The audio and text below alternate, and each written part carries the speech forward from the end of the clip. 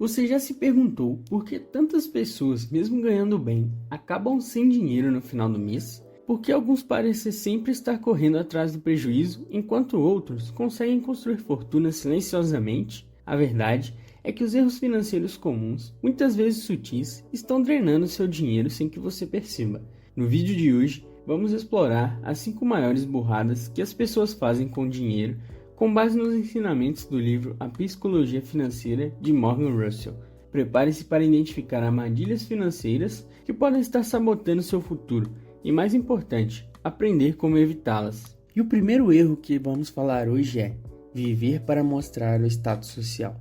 Uma das maiores armadilhas financeiras que muitas pessoas caem é a busca incessante por parecerem mais bem-sucedidas do que realmente são. Isso se manifesta em compras por impulso de itens caros, como carros de luxos financiados, roupas de marca parceladas ou viagens internacionais bancadas com cartão de crédito. Imagine alguém que ganha R$ 5.000 por mês, mas dirige um carro financiado de 150 mil, com parcelas que consomem quase metade do seu salário. Parece uma boa escolha?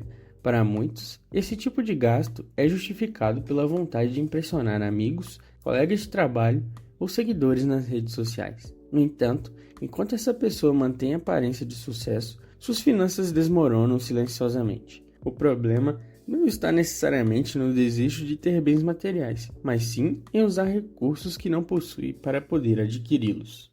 Esse comportamento não impede apenas o crescimento financeiro, mas também cria um ciclo de dívidas intermináveis. De acordo com a pesquisa da CNC, Confederação Nacional do Comércio de Bens, Serviços e Turismo, 86,9% das dívidas no Brasil estão relacionadas ao cartão de crédito, que é frequentemente usado para sustentar esse padrão de vida ilusório. Quando se gasta mais do que se ganha, a pessoa entra na famosa corrida dos ratos, onde o salário mal chega para cobrir as parcelas de juros acumulados e o resultado, uma vida de estresse, noites mal dormidas e uma sensação constante de estar atrasado financeiramente. Além disso, esse estilo de vida cria uma dependência perigosa da renda atual.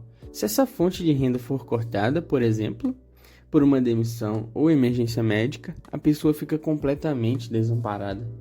De acordo com o livro A Psicologia Financeira, de Morgan Russell, destaca que o dinheiro deve ser uma ferramenta para trazer segurança, liberdade e tranquilidade, não para alimentar o ego ou impressionar desconhecidos. Ele diz: o dinheiro mais importante é aquele que você não gastou. Isso significa que a verdadeira riqueza não está no que você exibe, mas no que você acumula de forma inteligente. As pessoas mais bem-sucedidas financeiramente muitas vezes vivem de forma modesta, mesmo tendo um patrimônio milionário. Um exemplo clássico é o investidor bilionário Warren Buffett, que mora na mesma casa desde 1958 e dirige um carro simples, mesmo tendo dinheiro para comprar dezenas de Ferraris.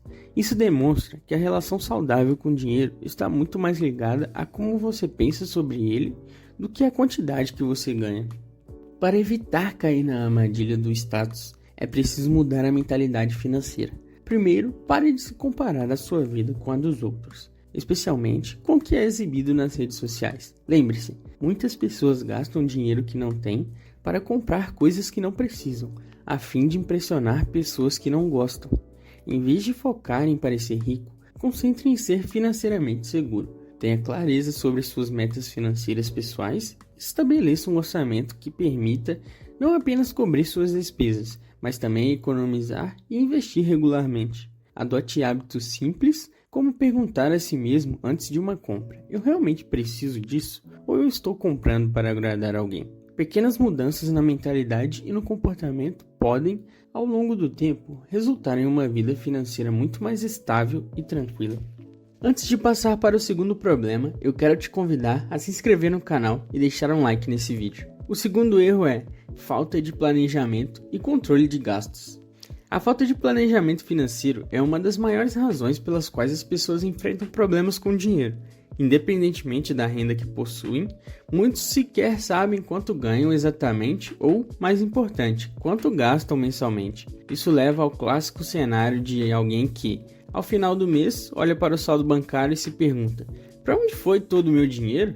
Pequenas despesas diárias, como aquele cafezinho na padaria, assinaturas de streaming que você nem usa mais, ou compra por impulso em aplicativos de delivery, parecem insignificantes isoladamente. No entanto, quando somadas ao longo do mês, podem representar centenas ou até milhares de reais desperdiçados.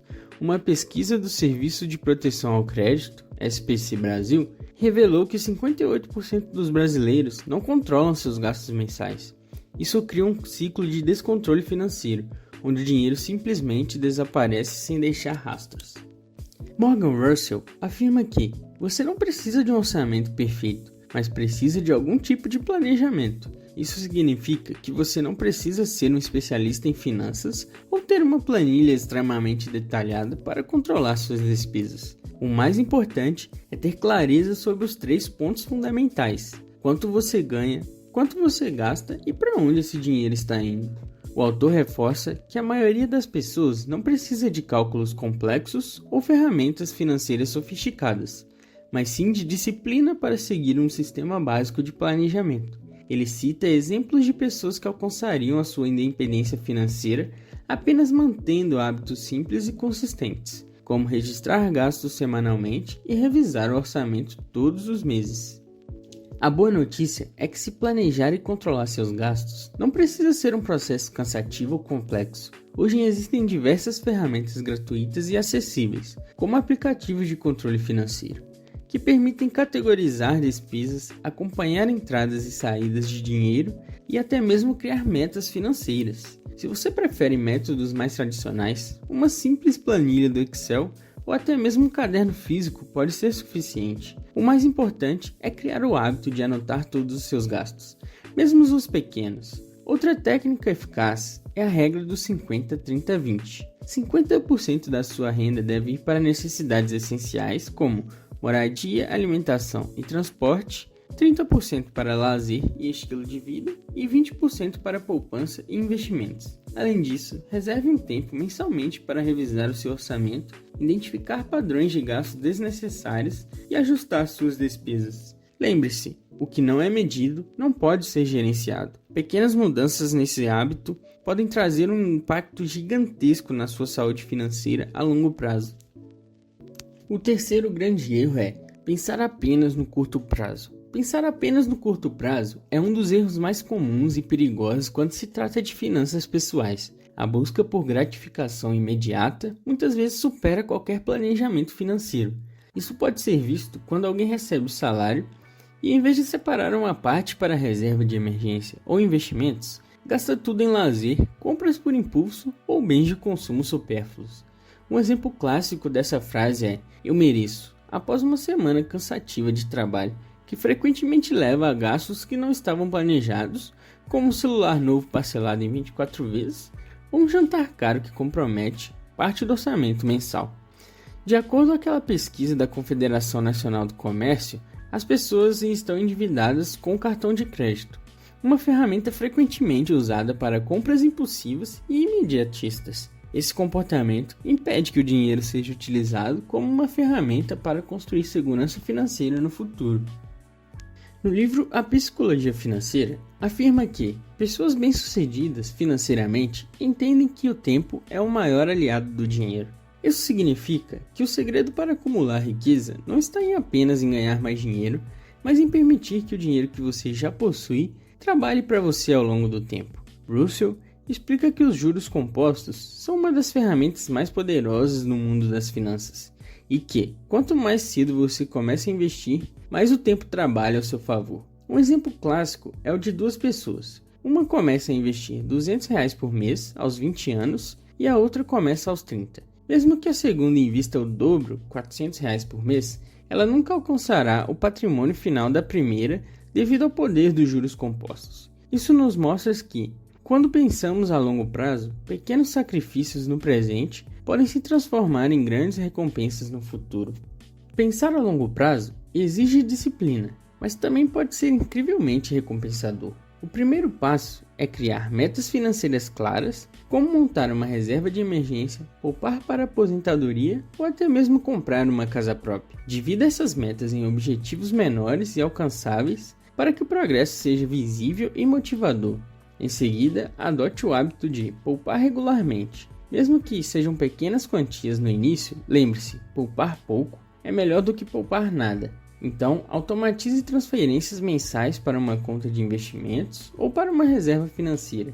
Assim você elimina o risco de gastar esses dinheiros impulsivamente. Além disso, aprenda sobre investimentos de longo prazo, como ações, fundos imobiliários ou previdência privada, que oferecem maiores retornos ao longo do tempo. Por fim, cultive a mentalidade de que cada real investido hoje está comprando uma liberdade para o seu futuro. Como diz a frase famosa no mundo das finanças, você pode viver como ninguém hoje para viver como ninguém amanhã. E o quarto erro é usar o cartão de crédito de forma irresponsável. O cartão de crédito é, sem dúvida, uma das ferramentas financeiras mais úteis já criadas, mas também é uma das mais perigosas quando mal utilizadas. O erro mais comum é tratá-lo como uma extensão do salário, um dinheiro extra que pode ser gasto sem planejamento. Muitas pessoas caem na armadilha do compro agora e resolvo depois, parcelando compras em 12, 24 ou até 48 vezes, sem considerar que essas parcelas vão se acumular com outras despesas futuras. Um exemplo típico é alguém que ganha R$3.000 por mês, mas acumula faturas mensais de R$4.000, acreditando que conseguirá ajustar as suas finanças no próximo mês. Esse comportamento cria uma bola de neve de dívidas, especialmente quando as pessoas não conseguem pagar o valor integral da fatura e acabam caindo no rotativo do cartão de crédito. De acordo com os dados do Banco Central do Brasil, os juros do crédito rotativo ultrapassam 440% ao ano, tornando praticamente impossível sair dessa dívida sem uma intervenção drástica nas finanças pessoais. Russell traz uma reflexão poderosa. Gastar dinheiro que você ainda não tem é a receita para nunca ter dinheiro. O autor destaca que o uso irresponsável do crédito cria uma ilusão do poder aquisitivo que não existe. O dinheiro que você gasta hoje no cartão de crédito não é realmente seu, é dinheiro emprestado, e cada compra feita no crédito é, na verdade, uma dívida que precisa ser paga com juros no futuro. Russell também enfatiza que o cartão de crédito, quando bem utilizado, pode ser uma ferramenta poderosa, especialmente para ganhar recompensas, cashback ou construir um bom histórico de crédito. No entanto, para que isso aconteça, ele deve ser tratado com respeito e responsabilidade, nunca como uma extensão do seu orçamento mensal. A solução para evitar o uso irresponsável do cartão de crédito começa com planejamento e disciplina. Primeiramente, nunca veja o limite do seu cartão como uma extensão da sua renda. Ele deve ser tratado como uma ferramenta para facilitar pagamentos, não como um dinheiro extra disponível para gastar. Sempre tenha em mente que o valor gasto no cartão precisa caber no seu orçamento mensal e ser quitado integralmente até a data de vencimento da fatura. Além disso, evite ao máximo parcelamentos desnecessários, especialmente para compras supérfluas. Uma boa prática é utilizar o cartão de crédito apenas para despesas planejadas, como compras de supermercado, combustíveis ou despesas fixas, e acompanhar os gastos em tempo real utilizando aplicativos financeiros ou notificações automáticas do seu banco. Outra dica valiosa é reduzir a quantidade de cartões de crédito que você possui. Quanto mais cartões, mais difícil será controlar os gastos. Por fim, estabeleça um limite mensal de uso, mesmo que seu banco ofereça um limite muito superior. Um bom exemplo é você nunca ultrapassar 30% da sua renda mensal em despesas no cartão de crédito. Assim, você mantém o controle, evita dívidas desnecessárias e transforma o cartão de crédito em um aliado financeiro, não em um inimigo silencioso. O quinto e último erro, e que eu acredito que tenha sido um grande problema nos últimos anos, é acreditar em dinheiro fácil, apostas e esquemas rápidos. A busca pelo dinheiro fácil é uma das armadilhas mais perigosas para qualquer pessoa que deseja alcançar a estabilidade financeira. A promessa de enriquecer rapidamente, com pouco esforço e grandes retornos, parece irresistível para muitos. Isso inclui desde apostas esportivas, cassinos online, esquemas de pirâmides ou até mesmo investimentos que prometem retornos mensais absurdos, como 10 ou 20% ao mês. O problema é que essas oportunidades costumam ser propagadas com frases tentadoras como "essa é a oportunidade da sua vida" ou "invista 1.000 e ganhe 10.000 em uma semana".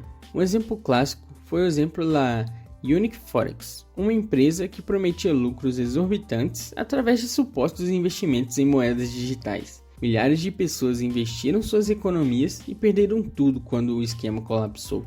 Segundo a Associação Brasileira de Educadores Financeiros, o número de brasileiros que caíram em esquemas de pirâmides financeiras aumentou 20% nos últimos anos, provando que o sonho de dinheiro fácil continua seduzindo muitas pessoas. O livro A Psicologia Financeira é enfático ao afirmar: investir não é sobre ganhar rápido, mas sobre ganhar consistentemente ao longo do tempo.